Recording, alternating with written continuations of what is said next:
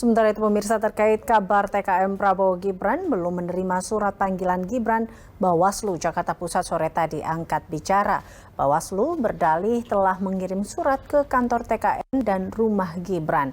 Bawaslu Jakarta Pusat pun akan menjadwalkan ulang pemeriksaan Gibran. Kita juga kirimnya ke rumah di Lawean, Solo. Kita juga kirim juga, tapi melalui apa ini ya? Ekspedisi lah. Ini yang hari ini atau yang kemarin, Pak? Yang kemarin. Oh, yang kemarin. Hari ini juga kita akan kirimnya melalui ekspedisi dan akan dikirim ke kantor di sini.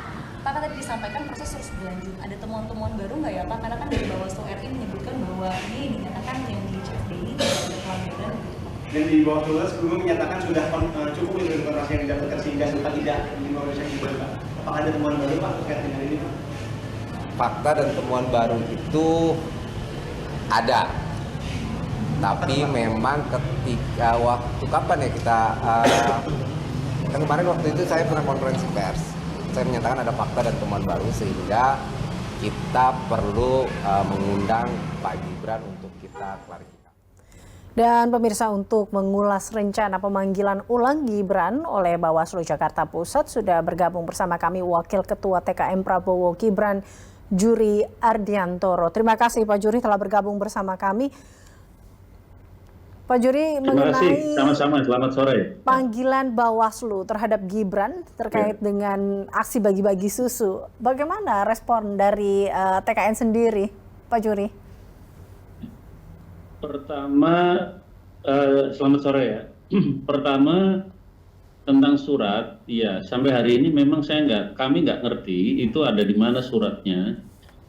Justru yang diterima oleh tim kami adalah surat penarikan surat dari Bawaslu Jakarta Pusat. Jadi Bawaslu Jakarta Pusat pernah berkirim surat ke Cawapres Mas Gibran. Menurut surat ini ya, tanggal 29 Desember.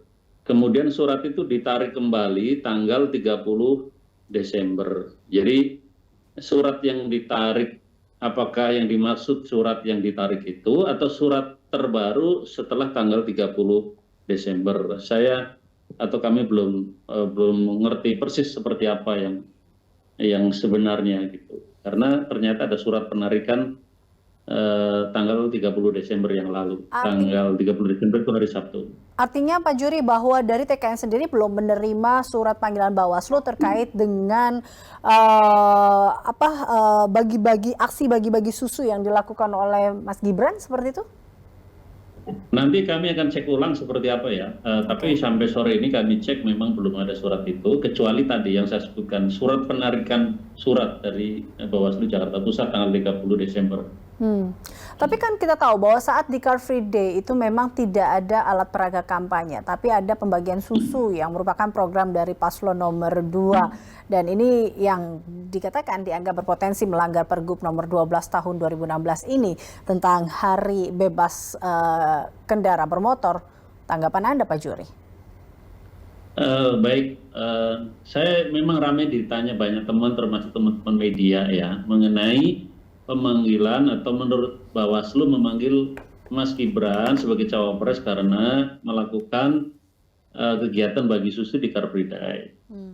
Pertama yang ingin saya sampaikan adalah Bawaslu RI itu telah menerbitkan surat yang pada intinya mengatakan bahwa apa yang dilakukan oleh Mas Gibran tidak ditemukan pelanggaran pemilu sehingga tidak dilanjutkan proses dugaan pelanggaran di Car Free Day. Nah, kalau sudah ada surat keputusan dari Bawaslu RI, Bawaslu Pusat, lalu apa urgensinya KPU Jakarta Pusat melakukan pemanggilan Mas Gibran terkait dengan kegiatan di Car Free Day? Oke, yang kedua, sekarang Jakarta Pusat tadi melalui konferensi persnya berdalih bahwa ada temuan baru dan ada potensi pelanggaran peraturan-peraturan lain yang terkait dengan kegiatan Mas Gibran. Kemudian secara implisit atau eksplisit juga dijelaskan peraturan lain berdasarkan pertanyaan wartawan tadi adalah peraturan gubernur. atau perda Ya. yang mengatur tentang Car Free Day, bahwa Oke. Car Free Day itu tidak boleh dipakai untuk kegiatan-kegiatan politik. Oke. Nah, pertanyaan saya, Bawaslu Jakarta Pusat itu bekerja sesuai dengan tugas fungsinya itu berdasarkan Undang-Undang Pemilu dan Peraturan Penyelenggara Pemilu, baik KPU Bawaslu, atau peraturan daerah.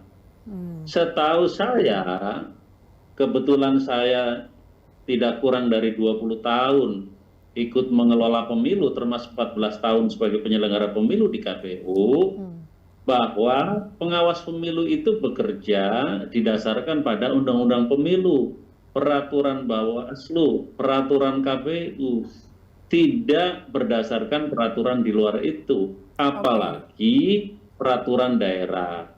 Nah, Oke, baik. kalau ada dugaan yang Oke. bersangkutan Mas Gibran melanggar peraturan daerah, biarlah daerah yang memprosesnya. Loh, kok ini Bawaslu? Jadi Pak Juri, kalau melihat bahwa tadi dikatakan Bawaslu Jakarta Pusat bilang ada fakta baru, artinya besok bila nanti dipanggilnya Mas Gibran ini akan datang atau enggak?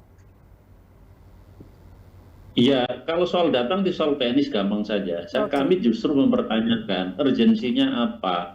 Baik, baik. Kalau ini berdasarkan temuan pengawasan oleh aparat pengawas, apa laporan masyarakat, kajiannya apa? Kalau kajiannya melanggar perda, ya sampai rekomendasinya kepada gubernur untuk prosesnya loh. Kok ini mau manggil-manggil cawapres gitu loh. Baik, Mas Juri, nanti kita akan tentunya kita akan menunggu seperti apa tentunya besok Mas Gibran akan menjelaskan ini atau seperti apa juga nanti kedatangan dari menanggapi panggilan dari Bawaslu Jakarta Pusat. Terima kasih tentunya atas waktunya Mas Juri Ardiantoro, Wakil Ketua TKN Prabowo Gibran.